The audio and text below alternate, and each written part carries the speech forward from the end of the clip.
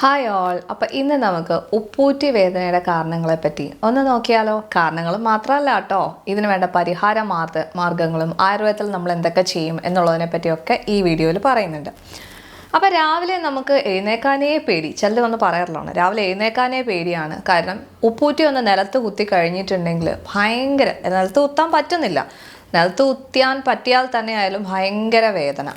ഒരു 10-15 മിനിറ്റ് കഴിയുമ്പോഴത്തേക്കും കുഴപ്പമില്ല. പിന്നെ നമ്മൾ ഉച്ചയ്ക്ക് എവിടെയെങ്കിലും ഒന്ന് പോയി ഇരുന്ന്, ഇപ്പോൾ ഓഫീസിലൊക്കെ ഉള്ളവരാണ് അല്ലെങ്കിൽ വീട്ടിൽ വർക്ക് ചെയ്യുന്നവരാണ്, ഏതൊരു സ്ഥലത്ത് ഇരുന്ന് കഴിഞ്ഞിട്ട് പിന്നെ എഴുന്നേൽക്കുമ്പോൾ പിന്നെയും ഈ വേദന. അപ്പോൾ ഈ ഒരു വേദന ഉള്ളത് ഇതൊരു കൂട്ടർ. ഈ രണ്ടാമത്തെ ഒരു കൂട്ടർ എങ്ങനെയാണെന്ന് വെച്ചാൽ അവർ രാവിലെ തൊട്ട് വൈകിട്ട് വരെ അവരോരോ പണിയൊക്കെ ചെയ്തുകൊണ്ടിരിക്കും. അപ്പോൾ രാവിലെ തൊട്ട് വൈകിട്ട് വരെ അതിഭീകരമായ വേദന. അപ്പോൾ ഈ വേദന നമ്മൾ ഒരു ദിവസം 2 ദിവസം ഒന്നും വന്നു കഴിഞ്ഞാൽ ഓടിപ്പോയി ഡോക്ടറെ കാണില്ല അല്ലേ. നമ്മൾ ഈ വേദന ഒരു 6 മാസമൊക്കെ ഇങ്ങനെ കഴിയുമ്പോഴാണ് നമ്മളൊരു ഡോക്ടറിൻ്റെ അടുത്ത് വന്നിട്ട് പറയും അത് എനിക്കൊരു ബുദ്ധിമുട്ടുണ്ട് എന്ന് പറഞ്ഞ് നമ്മൾ പറയുന്നത്. അപ്പോൾ ഇവിടെ എന്തുകൊണ്ടാണ് നമുക്ക് ഈ ഉപ്പൂറ്റിയിൽ വേദന വരുന്നത് എന്നുള്ള കാര്യങ്ങളെ പറ്റിയാണ് പറയാൻ പോകുന്നത്. അപ്പോൾ നമ്മുടെ ഈ ഉപ്പൂറ്റിയിലെ എല്ലുണ്ട്. അപ്പോൾ ഈ എല്ലിനും നമ്മൾ നടക്കുന്നത് ഭൂമിയിലൂടെയാണ്. അപ്പോൾ ഇത് ഈ രണ്ടിനെയും കൂടി തമ്മിൽ കണക്ട് ചെയ്യുന്ന ഒന്ന് എന്താണെന്ന് ചോദിച്ചിട്ടുണ്ടെങ്കിൽ പ്ലാന്റാർ ഫേഷ്യ എന്ന് പറയും. ഒരു ഫേഷ്യ എന്ന് പറയും, ഒരു കുഷ്യൻ പോലത്തെ ഒരു സാധനം അല്ലേ, നമ്മുടെ ഉപ്പൂറ്റിയുടെ അവിടെ ഒരു മാംസം ഇതുപോലെ ഇരിക്കുന്നത്. അപ്പം ഈ ഫേഷ്യയുടെ ജോലി എന്താണ് ശരിക്കും പറഞ്ഞാൽ നമ്മുടെ ബോഡി വെയ്റ്റിനെ താങ്ങുക എന്നുള്ളതാണ്. നമ്മളുടെ ബോഡിയിൽ വെയിറ്റ് കൂടുമ്പം ആദ്യം നമ്മുടെ മുട്ടിലാണ്, ശരിക്കും നമുക്ക് മുട്ടുവേദനയാണ് ആദ്യം അനുഭവപ്പെടുക. പിന്നെ രണ്ടാമത് നമ്മുടെ ബോഡിയിൽ നമ്മുടെ വെയിറ്റ് താങ്ങുന്നത് എന്താണ്, ഉപ്പൂറ്റിയാണ്. അതുകൊണ്ടാണ് അതിനെ ഫേഷ്യ എന്ന് പറയുന്നത്. അപ്പോൾ പ്ലാന്റാർ ഫേഷ്യ എന്ന് പറയുന്നത്. അപ്പം ഇവിടെ ഈ ഫേഷ്യയിൽ നമുക്ക് വെയിറ്റ് നമുക്കറിയാം. ഇപ്പം സ്ത്രീകൾക്കായാലും പുരുഷന്മാർക്കായാലും, സ്ത്രീകൾക്ക് പ്രത്യേകിച്ചും നമുക്ക് വെയിറ്റ് എപ്പോഴും ഒരേ രീതിയിൽ വെയിറ്റ് ഇരിക്കില്ല. കാര്യം എന്ന് വെച്ചാൽ നമുക്ക് പ്രഗ്നൻസി ടൈമിൽ നമുക്ക് എന്തായാലും ഒരു 7 തൊട്ട് 8 കിലോ കൂടിയേ പറ്റുള്ളൂ. അത് ഫിസിയോളജിക്കൽ നീഡാണ്. കാര്യം നമുക്ക് നമ്മുടെ ബേബിക്കുമായിട്ടുള്ള ആവശ്യത്തിനുള്ള വെയിറ്റ് വേണം. പിന്നെ അത് കഴിഞ്ഞിട്ടായാലും കുറച്ച് കഴിയുമ്പോഴാണ് വേദന കുറയുക ശരിക്കും പറഞ്ഞിട്ടുണ്ട്, നമ്മുടെ വെയിറ്റ് കുറയുക. അതും ചിലർക്ക് കുറയും, ചിലർക്ക് കുറയണമെന്നും ഇല്ല. പിന്നെ തൈറോയിഡ് കണ്ടീഷൻസ് അല്ലേ, ഹോർമോൺ ഇംബാലൻസ്, അതുപോലെ തന്നെ കൊളസ്ട്രോള്, പ്രമേഹം, ഇതൊക്കെ ഉള്ളവർക്കൊക്കെ തന്നെ ആയാലും ബോഡി വെയിറ്റ് എന്തായാലും ഒരുപോലെയല്ല. അപ്പോൾ ഈ ഒരുപോലെ അല്ലാത്ത വെയിറ്റ് വരുമ്പോഴുള്ള പ്രശ്നം എന്താണെന്ന് വെച്ചാൽ ഈ ഫേഷ്യയിലോട്ടും പ്രഷർ ഒരുപോലെ ആയിരിക്കില്ല പോവുക. ഇനി ചിലപ്പം ഒരേ പ്രഷർ തന്നെ കുറേ നാൾ ഒരു സ്ഥലത്തേക്ക് തന്നെ ഫോക്കസ് ചെയ്തുകൊണ്ടും ഇരിക്കും.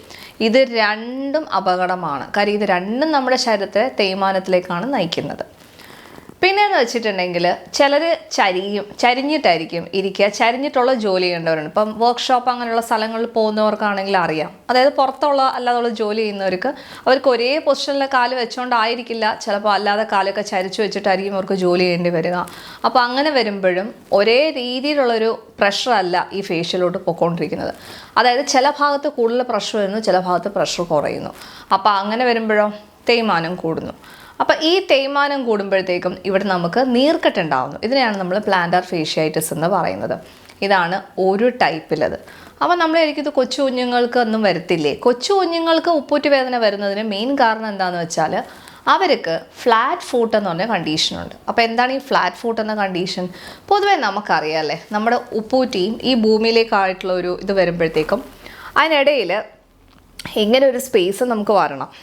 പക്ഷേ ചിലവർക്ക് ആ സ്പേസ് വരത്തില്ല. ആ സ്പേസ് വരാതെ ഇരിക്കുമ്പോൾ എന്താണ്, എല്ലാ പ്രഷറൂടെ ഒന്നിച്ച് ഇങ്ങനെ ഫ്ലാറ്റായിട്ടിരിക്കുകയല്ലേ. അപ്പോൾ എല്ലാ പ്രഷറും ഒന്നിച്ച് ഈ പ്ലാന്റാർ ഫേഷ്യലോട്ട് പോകുന്നു.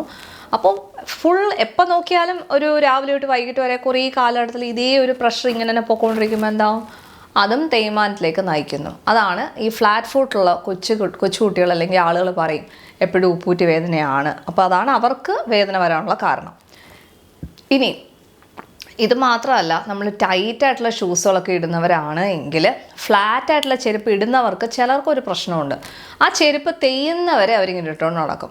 അപ്പോൾ ആ ചെരുപ്പ് തെയ്യുന്നവരെ ഇട്ടുകൊണ്ട് നടക്കുമ്പോൾ ഉള്ള പ്രശ്നം എന്താണ് ശരിക്കും പറഞ്ഞിട്ടുണ്ടെങ്കിൽ, ആ ചെരുപ്പ് തെയ്യുന്നവരെ അവർ ഇട്ടുകൊണ്ട് നടക്കുകയാണെങ്കിലുള്ള കുഴപ്പം എന്താണെന്ന് വെച്ചാൽ ഇവിടെയും ആ ഒരു പ്ലാന്റാർ ഫേഷ്യയ്ക്ക് തേയ്മാനം സംഭവിക്കുകയാണ് ചെയ്യുക. അപ്പം നമ്മൾ ചെരുപ്പുകൾ ഫ്ലാറ്റ് ഫൂട്ടാണെങ്കിൽ നമ്മൾ എന്തായാലും നമ്മൾ ചെരുപ്പുകൾ നമ്മൾ മാറ്റാൻ വേണ്ടി നമ്മൾ ശ്രമിക്കണം. അതൊരു അത്യാവശ്യ കാര്യമാണ്. പിന്നെ ഹീലുള്ള ചെരുപ്പ് ഉപയോഗിക്കുന്നവരുടെ സൈഡ് ഇഫക്റ്റ് ഞാൻ പറയുന്നത് നിങ്ങൾക്കറിയാമല്ലോ അല്ലേ. അപ്പോൾ അവിടെയും നമുക്ക് ഈ ഒരു ഫേഷ്യയ്ക്കും പ്രശ്നം വരും, നമ്മുടെ മുട്ടിനും പ്രശ്നം വരും. അതുകൊണ്ടാണ് ഹീലുള്ള ചെരുപ്പുകൾ യൂസ് ചെയ്യരുതെന്ന് പറയുന്നത്. അപ്പം ഇത്രയും കാര്യങ്ങൾ മാത്രമല്ല, ഇനിയും നമുക്ക് വേറൊരു കാര്യമുള്ളത് എന്താണെന്ന് വെച്ചാൽ, നമ്മുടെ ഈ ഒരു കാഫ് മസിലുണ്ട്, കാൽവണ്ണയുണ്ട്. കാൽവണ്ണയുടെ മസിൽസ് എല്ലാം കൂടെ വന്നിട്ട് ഒരു ടെൻഡൻ എന്ന് പറഞ്ഞൊരു സ്ഥലത്താണ്, അതായത് നമ്മുടെ ഉപ്പൂറ്റിയുടെ മേലെ ഉള്ളൊരു പൊസിഷനിലാണ് വന്ന് ഇത് അറ്റാച്ച് ചെയ്തിരിക്കുന്നത്. അപ്പോൾ പ്രായമായവർ ചിലർ നിങ്ങളടുത്ത് പറയുന്നുണ്ടാവില്ലേ, പണ്ടൊക്കെ ഞാൻ ഒരുപാട് കിലോമീറ്റേഴ്സ് നടക്കുമായിരുന്നു, ഇപ്പം എന്നെക്കൊണ്ട് നടക്കാൻ പറ്റുന്നില്ല. എന്താണ് കാര്യം? അതെ, ഇവിടെ നമ്മൾ അധികമായിട്ട് നമ്മുടെ ആ ഒരു ഇത് ഉപ്പൂറ്റിയുടെ ആ ഒരു ഇത് യൂസ് ചെയ്യുന്നതുകൊണ്ടാണ് അവിടെ നമുക്ക് ഇൻഫ്ലമേഷനും വേദനയും വരുന്നത്. അതിനെയാണ് അക്കിലസ് ടെൻഡനൈറ്റിസ് എന്ന് പറയുന്നത്. ഇപ്പോൾ ചിലർ പറയും, പണ്ട് ഞാൻ ഒരുപാട് കഠിനമായ ജോലി ചെയ്തവരായിരുന്നു എന്നൊക്കെ പറയും. അപ്പോൾ ആ കഠിനമായിട്ടുള്ള ജോലി ചെയ്തിരുന്ന സമയത്ത് എന്താണ്, എപ്പോഴും ഈ ഒരു ടെൻഡനിലേക്കാണ് ആ ഒരു പ്രഷർ പോയിട്ടുള്ളത്. അപ്പോൾ ആ ടെൻഡനിൽ ചെറിയ പൊട്ടലുകളും കീറലുകളും ഒക്കെ വരുമ്പോൾ ഇതും ഉപ്പൂറ്റി വേദനയ്ക്ക് ഒരു കാരണമാണ്. അപ്പോൾ ഇത്രയാണ് ഉപ്പൂറ്റി വേദനയ്ക്ക് പൊതുവേ ഉള്ള ഓരോ പ്രശ്നങ്ങൾ വരുന്നത്. ഇനി ഇപ്പോഴത്തെ കാലഘട്ടത്തിൽ നമുക്ക് ഈ വേദനയെ നമുക്ക് എങ്ങനെ കൺട്രോൾ ചെയ്യാൻ വേണ്ടി പറ്റും അല്ലേ? അപ്പോൾ നമുക്ക് സിലിക്ക ജെല്ലുള്ള ചെരുപ്പുകൾ യൂസ് ചെയ്യാൻ വേണ്ടി പറ്റും. അതുപോലെ തന്നെ അതിൻ്റെ ഷൂസുകൾ യൂസ് ചെയ്യാൻ വേണ്ടി പറ്റും. ഇപ്പം നമുക്ക് മാർക്കറ്റിൽ അവൈലബിൾ ആയിട്ടുള്ളത് ഈ ഒരു സാധനങ്ങളൊക്കെ അവൈലബിൾ ആണ് കേട്ടോ. അപ്പം നമുക്ക് ആ ഒരു സിലിക്ക ജെൽ ടൈപ്പ് ഷൂസ് അങ്ങനത്തെ ഒക്കെ ടൈപ്പ് നമുക്ക് യൂസ് ചെയ്യാൻ വേണ്ടി പറ്റും. അപ്പോൾ ഇതും ഈ പ്ലാന്റർ ഫേഷ്യയുടെ കൂട്ട് തന്നെ ഒരു സോഫ്റ്റ് ആയിട്ടുള്ള ഒരു കുഷൻ പോലെയാണ് ഇരിക്കുന്നത്. അപ്പോൾ ഇതിൽ നമുക്ക് നടക്കുമ്പോൾ നമുക്ക് വലിയൊരു പ്രശ്നം തോന്നില്ല. അതിനാണ് സോഫ്റ്റ് ഷൂസ് യൂസ് ചെയ്യണം, സോഫ്റ്റ് ചപ്പൽസ് യൂസ് ചെയ്യണം എന്ന് പറയുന്നത് പൊതുവേ. അപ്പം ഈ ഒരു രീതിയിൽ നമുക്ക് ചെയ്യാൻ വേണ്ടി പറ്റും. ഇനി ബോഡി വെയിറ്റ് ഉള്ളവരാണെങ്കിൽ ദയവ് ഇത് കുറയ്ക്കാൻ വേണ്ടിയിട്ട് നോക്കണം. ഓക്കെ, കുറയ്ക്കാതെ നമുക്ക് വേറൊരു വഴിയില്ലല്ലോ. പിന്നെ നമുക്ക് രാവിലെ എഴുന്നേൽക്കുന്ന സമയത്തല്ലേ ഈ പ്രശ്നം. അപ്പോൾ നമുക്ക് എന്താ ചെയ്യാൻ പറ്റുക? രാവിലെ എഴുന്നേൽക്കുന്ന സമയത്ത് എന്ന് പറയുമ്പം നമ്മളുടെ ഈ ഒരു കാലിൻ്റെ വിരലുകളുണ്ട്. അപ്പോൾ ആ ഒരു വിരലുകളെന്ന് പറയുമ്പം അതിങ്ങനെ നമ്മൾ നിവർത്തുക, മടക്കുക. അതൊരു 10-15 തവണ നമുക്കങ്ങനെ ചെയ്യാൻ വേണ്ടി പറ്റും.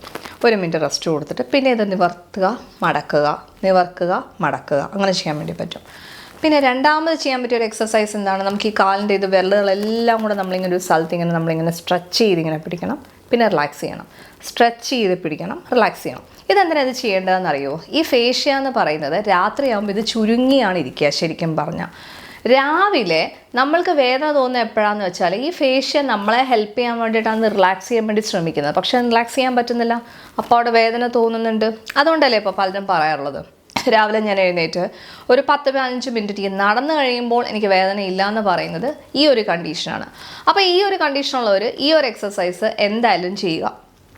ഈ 2 എക്സസൈസ്. ഇനി മൂന്നാമത്തെ എക്സസൈസ് കൂടെ പറഞ്ഞുതരാം. ഒരു ബോട്ടിൽ നമ്മൾ നിറയെ വെള്ളം എടുത്ത് വെക്കുക, എന്നിട്ട് ഒരു കുപ്പിയുള്ളൊരു ബോട്ടിൽ കേട്ടോ, എന്നിട്ട് നമ്മളത് നന്നായിട്ട് പൂട്ടിയിട്ട് നമ്മളത് താഴെ നിലത്തിട്ടിട്ട് നമ്മളതിങ്ങനെ ഉരുട്ടുക. ഓക്കെ, അപ്പോൾ നമ്മളിങ്ങനെ ഉരുട്ടുമ്പം പിന്നെ നമുക്ക് ഈ കാൽപാദത്തിലൊക്കെ നമുക്ക് ഈ ഒരു എന്തെങ്കിലുമൊക്കെ ഓപ്പറേഷനോ ഫ്രാക്ചറോ ഒക്കെ വന്നു കഴിയുമ്പോഴേ നമ്മളവിടെ ബാൻഡേജ് ഒക്കെ ഇട്ട് വെക്കില്ലേ, അപ്പോൾ ആ സമയത്ത് നമുക്കവിടെ നീര് കിട്ടും. നീര് കെട്ടി കഴിയുമ്പോൾ നമുക്ക് നടക്കാൻ ഭയങ്കര ബുദ്ധിമുട്ടില്ല. ആ സമയത്ത് ഈ എക്സസൈസ് പറഞ്ഞു കൊടുക്കാറുണ്ട്. അപ്പോൾ നമ്മൾ എന്താ ചെയ്യുന്നതെന്ന് വെച്ചാൽ അത് നമ്മളിങ്ങനെ കാലിങ്ങനെ വെച്ച് നമ്മളിങ്ങനെ ഉരുട്ടുക. അപ്പോൾ ഈ ഉരുട്ടുന്ന സമയത്തായാലും നമ്മുടെ ഈ ഒരു ഫേഷ്യ ഒന്ന് നൂരാൻ വേണ്ടിയിട്ട് ഹെൽപ്പ് ചെയ്യുന്നുണ്ട്. പിന്നെ ഞാൻ പറഞ്ഞില്ലേ ആ കേസ്, അതായത് നമ്മുടെ ഒരു ആക്സിഡൻറ്റോ ഫ്രാക്ചറോ ഒക്കെ കഴിഞ്ഞിട്ട് ഒന്ന് നമ്മൾ നടക്കാൻ ഡോക്ടേഴ്സ് പറയുന്ന സമയത്ത് നമ്മൾ നടക്കാൻ നോക്കുമ്പോൾ ഈ കാലിൻ്റെ വണ്ണ വേദനയാ പറ്റുന്നില്ല എന്ന് പലരും പറയാറുണ്ട്. അപ്പോൾ നമ്മൾ ഇങ്ങനെ ചെയ്യാൻ നേരത്ത് ആ ഒരു നീരും വേദനയൊക്കെ ഒന്ന് പോവും ശരിക്കും പറഞ്ഞിട്ടുണ്ടെങ്കിൽ. അപ്പോൾ ഈ ഒരു കാര്യങ്ങൾ നിങ്ങൾ എന്തായാലും ചെയ്യുകയാണെങ്കിൽ അത് ഒരുപാട് ഒരു നല്ല ഹെൽപ്ഫുള്ളായിരിക്കും നിങ്ങൾക്ക്. പിന്നെ നമുക്ക് ചെയ്യാൻ പറ്റിയൊരു കാര്യം എന്താണെന്ന് വെച്ചാൽ, ഇനി ആയുർവേദ രീതിയ നമുക്ക് ചെയ്യാൻ പറ്റിയൊരു കാര്യം. അപ്പോൾ ആയുർവേദ രീതിയ നമുക്ക് ചെയ്യാൻ പറ്റിയൊരു കാര്യം എന്താണെന്ന് വെച്ചിട്ടുണ്ടെങ്കിൽ, നമുക്ക് തൈലമുണ്ട്. അപ്പോൾ തൈലമൊക്കെ നമുക്കൊന്ന് കാലിൻ്റെ ഒരു പാദത്തിലൊക്കെ നന്നായിട്ടൊന്ന് തടവിയൊക്കെ ഒന്ന് വെച്ചിട്ട് നമ്മളൊന്ന് ചെറിയൊരു ചൂടുവെള്ളത്തിൽ, ഓക്കെ, അപ്പോൾ ഒരു 2 ബേസിൻ നമുക്ക് എടുക്കാൻ പറ്റും. ഒന്നിൽ നമുക്ക് ചെറിയ ചൂടുള്ള വെള്ളവും ഒന്നിൽ നമുക്ക് ചെറിയ തണുത്ത വെള്ളവും വയ്ക്കാൻ പറ്റും. എന്നിട്ട് നമ്മൾ ഈ ചെറിയ ചൂടുള്ള വെള്ളത്തിൽ നമ്മളൊരു 10 സെക്കൻഡോ 20 സെക്കൻഡോ നമ്മളൊന്ന് ഡിപ്പ് ചെയ്ത് വെക്കുക. പിന്നെ നമ്മൾ ചെറിയൊരു തണുപ്പുള്ള വെള്ളത്തിൽ നമ്മളൊന്ന് ഡിപ്പ് ചെയ്ത് വെക്കുക. ഇതൊക്കെ നമ്മുടെ ആ ഒരു ഫേഷ്യയുടെ ഒരു നീർക്കെട്ടൊന്ന് കുറയ്ക്കാൻ വേണ്ടിയിട്ടൂടെയാണ് കേട്ടോ ഈ സ്റ്റെപ്സ് എല്ലാം നമ്മൾ പറഞ്ഞു തരുന്നത്. അപ്പോൾ ഇങ്ങനെ ഒന്ന് ചെയ്താൽ നല്ലതാണ്. പിന്നെ നമുക്ക് ചെയ്യാൻ പറ്റിയ എന്താണ്, മണൽ കൊണ്ട് നമുക്ക് കിഴി കെട്ടുക. മണൽ കൊണ്ട് കിഴി കെട്ടിയിട്ട് അത് ചൂടാക്കിയിട്ട് അത് നമ്മൾ ഈ പാദത്തിലൊന്ന് കുത്തുന്നത് നല്ല, ചെറിയ ചൂടൊന്ന് പാദത്തിൽ കുത്തുന്നത് നല്ലതാണ്. പിന്നെ നമുക്ക് ചെയ്യാൻ പറ്റിയത് ചെറിയ ചൂടോടുകൂടി ചോറും അതുപോലെ തന്നെ കല്ലുപ്പും, ഓക്കെ. അപ്പോൾ ഇതിവിടെ കിഴി കെട്ടിയിട്ട് ഇത് നമ്മൾ പാദത്തിലൊന്ന് ചെറിയ ചൂടിലൊന്ന് കിഴി കുത്തി കൊടുക്കുന്നത് നല്ലതാണ്. അപ്പോൾ ഇത്രയൊക്കെ ചെയ്യുമ്പോഴത്തേക്കും മാറും ഇല്ലേ ഡോക്ടറെ എന്ന് ചോദിക്കുകയാണെങ്കിൽ ചെറിയ വേദനയൊക്കെ ആണെങ്കിൽ ഇതുകൊണ്ടൊക്കെ മാറിക്കോളൂ കേട്ടോ. പക്ഷേ നിങ്ങളെ കുറേ കാലമായിട്ട് ഇതിങ്ങനെ വിടാതെ പിടികൂടിയിട്ടുണ്ടെങ്കിൽ നമുക്കിതിൻ്റെ റീസൺ അറിയണ്ടേ ഈ പറഞ്ഞു കൂട്ടോ. കാര്യം ഈ എല്ലൊക്കെ തേഞ്ഞ് കഴിയുമ്പം ഇതെന്താണ് ഇനി ഇത് വേദന വെച്ചുകൊണ്ടിരുന്നുള്ള പ്രശ്നം കൂടെ പറഞ്ഞുതരാം. ഇപ്പോൾ ഈ വേദന വെച്ചുകൊണ്ടിരിക്കുമ്പോൾ പ്രശ്നം എന്ന് വെച്ചാൽ ഈ എല്ലൊക്കെ തേഞ്ഞ് കഴിയുമ്പോൾ ഈ ഫേഷ്യ തേഞ്ഞ് കഴിയുമ്പോൾ പിന്നെ നമ്മുടെ എല്ലിലേക്കാണ് ആ ഒരു പ്രവർത്തനം പോകുന്നത്. അപ്പോൾ നമ്മുടെ ഹ്യൂമൻ ബോഡിയുടെ എല്ല് എങ്ങനെയാണെന്നറിയോ, അത് നമ്മളെ മാക്സിമം സപ്പോർട്ട് ചെയ്യാനാണ് ശ്രമിക്കുക ശരിക്കും പറഞ്ഞാൽ. അപ്പം ആ എല്ല് തന്നെ പ്രവർത്തിക്കാൻ തുടങ്ങുമ്പോഴത്തേക്കും എന്ത് പറ്റുന്നു, ആ എല്ലിൽ നിന്നുള്ളൊരു ഓവർ ഗ്രോത്ത് വരുന്നുണ്ട് അല്ലേ. ഇപ്പം പല ഡോക്ടേഴ്സും ഈ വേദനയാണെന്ന് പറയുമ്പോൾ പറയും പോയി ഒരു എക്സ്റേ എടുത്തിട്ട് വരാൻ പറയും. എന്തിനാ എക്സ്റേ എടുത്തിട്ട് വരാൻ പറയുന്നത്? ആ എക്സ്റേയിൽ നോക്കുമ്പോൾ നമുക്ക് അറിയാൻ പറ്റും. ഇപ്പം ചിലർ പ്രായമായവർ പറയും നടക്കാൻ പറ്റുന്നില്ല, എൻ്റെ ദൈവമേ കാലിലെന്തോ ആണി തറഞ്ഞ് കയറിയ പോലത്തെ വേദനയാണെന്ന് പറയും. അപ്പോൾ ഈ ആണി തറഞ്ഞ് കയറുക എന്ന് പറയുന്ന വേദന എന്തുകൊണ്ടാണ് വരുന്നത്? കാര്യം ആ എല്ല് ഡിഫോംഡ് ആയിട്ടൊരു ആണി പോലത്തെ വരുന്നുണ്ട്. അതിനാണ് കാൽക്കേനിയൽ സ്പർ എന്ന് പറയുന്നത്.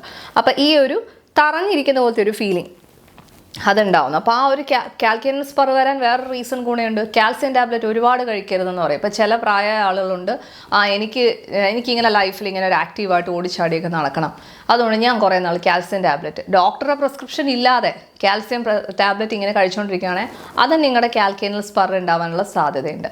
അപ്പോൾ ഈ കാൽക്കേനിയൽ സ്പർ പോലത്തെ കണ്ടീഷനാണ് എങ്കിൽ അതിനപ്പം നമ്മൾ വേറെ ആയിരിക്കും നമുക്ക് ചികിത്സ. ഇതൊക്കെ ചെയ്യുമ്പോൾ കുറച്ചൊരു വേദന ആശ്വാസം കിട്ടും.